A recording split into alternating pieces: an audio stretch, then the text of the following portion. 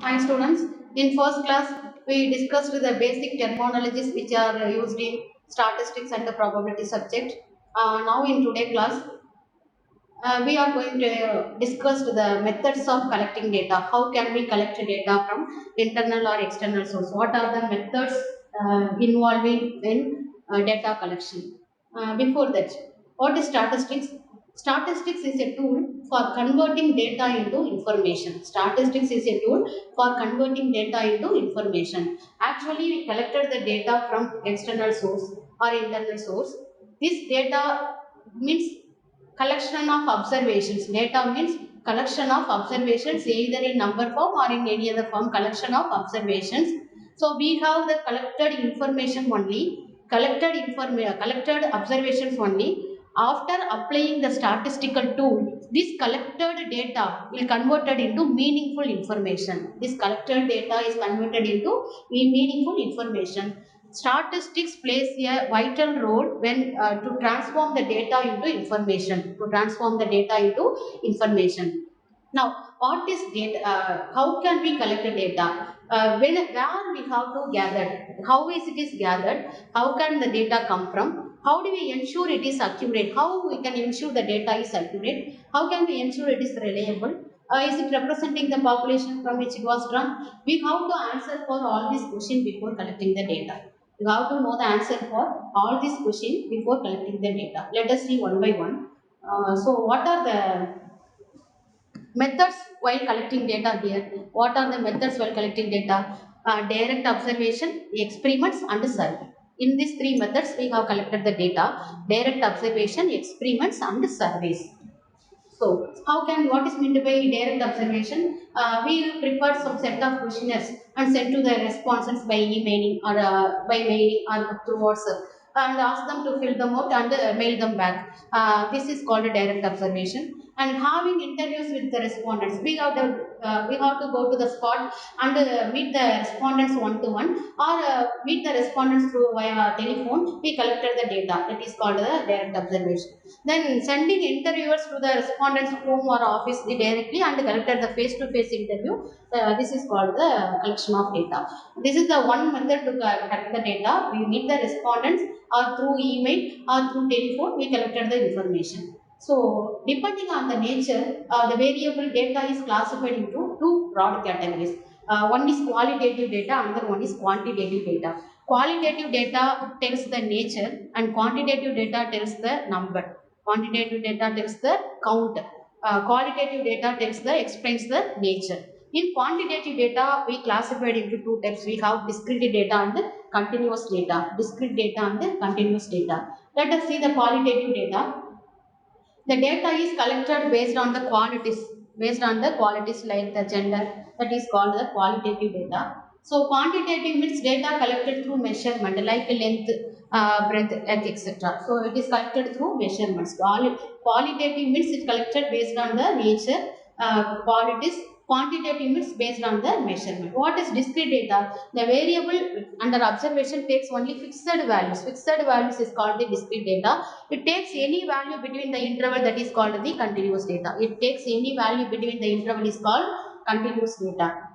Then this is an example for quantitative and qualitative. In this figure, how many number of kids are present in this figure? That is called quantitative. It gives the number, numerical value.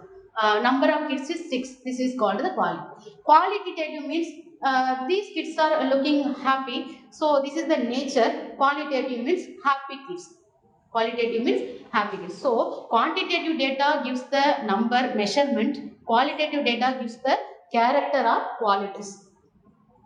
Then, quantitative data can be collected from surveys, questionnaires, tests and existing databases.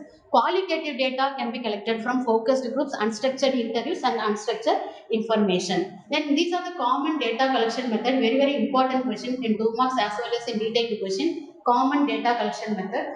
Survey, case study, interview, observation, group assessment, expert or peer reviews, portfolio reviews, testimonial, test, photographs, diaries, journals, document review and analysis. These are the common methods for classifying the data, collection of data. Before the collection of data, the data is classified into two types according to the collection. One is primary data, another one is secondary data. Primary data, another one is secondary data. So, what are the choice of methods? Either primary data or secondary data. The method of data collections depends on various factors, object and nature of inquiry, availability of financial resources, availability of time, accuracy required, and collecting agencies. The data which are collected, then let us discuss about the primary data. The data which are collected from the field under the direct supervision of the investigator is called the primary data. We are going to the field directly and collected the data, that is called primary data. Yeah, this is the fresh data. This is a fresh data which were collected directly. This is collected for the first time without any modification. So this is a fresh data is called the primary data. Then, how can we collect the primary data? There are various methods for collecting the primary data: direct personal observation, oral interview, information through agencies, mailed questionnaires, schedules sent through enumerator. Direct personal observation means the investigator meets the person personally and observes the courteous in behavior. He asks or cross-examines the informant and collects the necessary information. It is original in director because the investigator meets the person directly and collected the data, so it is very original. Then it is suitable for the following cases where greater accuracy, if we need the greater accuracy means this method should be followed. Where the field of inquiry is not large. If the field is very big means we are not able to meet each and every person individually due to time consumption. So if it is a small field means this method is applicable. This is the confidential data also. Now, direct personal observations, merits and demerits. Here the merits are original data are collected, it is very reliable. Original data are collected, very reliable, and it is the highest accuracy. What are the demerits? If the field is very large, we are not able to apply this method due to time consuming and it is too expensive. Then, indirect oral interview. The investigator approaches the witness or third parties who are in touch with the informant. The enumerator interviews the people who are directly or indirectly connected with the problem under the study. Here we are not going to the spot directly, but with by means of the third party. By means of third party, we meet the persons. Third party, we meet the persons and collected the data. This is called the indirect oral interview. Indirect oral interview. This is suitable when the area is very large. We are not able to meet each and every individual due to time consumption. So, if the studied field is very large, it is very suitable for that. Then, what is the merits and demerits? It is very simple and convenient. It saves money and labor. These are the merits. But demerits are, it cannot be relayed because of the absence of direct control. We are not go to the spot directly, so the data may be modified. It is not accuracy. It is maybe the accuracy level may be low. Then information through agencies, the local agents or correspondents will be appointed and collected the data information. They do according to their own ways and taste. This system is adopted by newspaper agencies, etc. The informants are generally called correspondents. This is suitable if the field is very large. Then mailed questionnaires. In this method, a questionnaire consisting of a list of questions pertaining to the inquiry is prepared. We prepared the first questionnaire based on the various, focusing on various characters. The questionnaire is sent to through the respondents through mails.